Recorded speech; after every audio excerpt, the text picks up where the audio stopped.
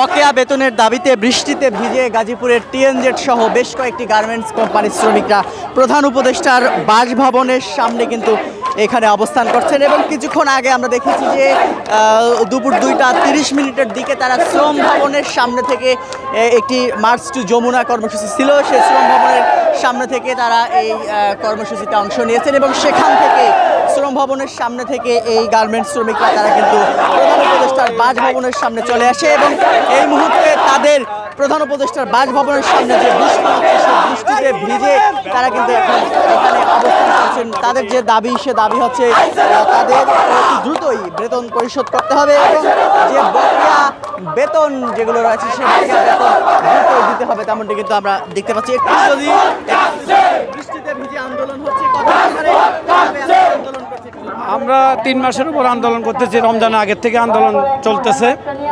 এর মধ্যে আমাদেরকে বিভিন্ন সময় বিভিন্ন তারিখ ডেট দিয়েছে, বেতন দেওয়ার আশ্বাস দিয়েছে, কিন্তু আমাদেরকে বেতন দেয় নাই। সর্বশেষ 7 মে আমাদের বেতন পাওনাদি পরিশোধ করার করছিল সচিবালয়ে, কিন্তু আমাদের 7 মে যখন স্যালারি দেয় নাই আমরা টিএনজেডের অবস্থান করি। ওই দিন 7 মে আমরা গাজীপুরে শান্তিপূর্ণ র্যালি করি। 8 মে আমরা যখন কলম্বিয়ার মোড়ে মেন রাস্তায় আসি আমাদেরকে পুলিশ এবং সেনাবাহিনী দিয়ে লাঠিচার্জ করে ছত্রভঙ্গ করে দেয়।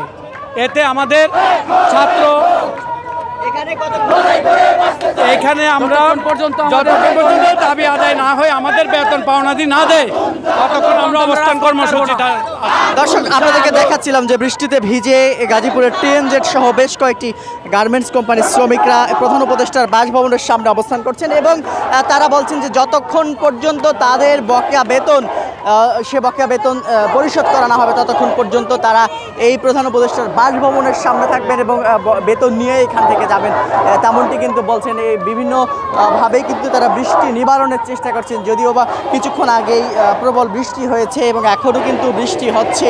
এই বৃষ্টিতে ভিজেই গার্মেন্টস শ্রমিকদের আন্দোলন চলছে, তেমনটি কিন্তু আমরা দেখতে পাচ্ছি এবং সেটি কিন্তু আমরা আপনাদেরকে এই মুহূর্তে সরাসরি দেখাচ্ছিলাম প্রধান উপদেষ্টার বাসভবনের সামনে থেকে। আমরা যতক্ষণ পর্যন্ত আমাদের দাবি আদায় না হয়, আমাদের ন্যায্য পাওনা আমাদের আদায় না হয়, ততক্ষণ পর্যন্ত আমরা যমুনা ছাড়ছি না। আমরা এই আন্দোলন আমাদের 3 মাস ধরে, আমরা গত 10 দিন ধরে শ্রম ভবনে না খেয়ে না করে পড়ে রয়েছি।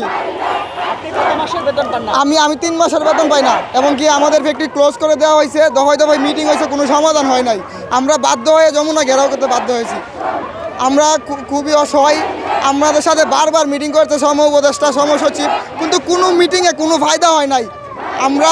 আমাদেরকে কোনো ফলাফলই দেওয়া হয় নাই। আমরা বাধ্য হয়ে যমুনায় এসেছি।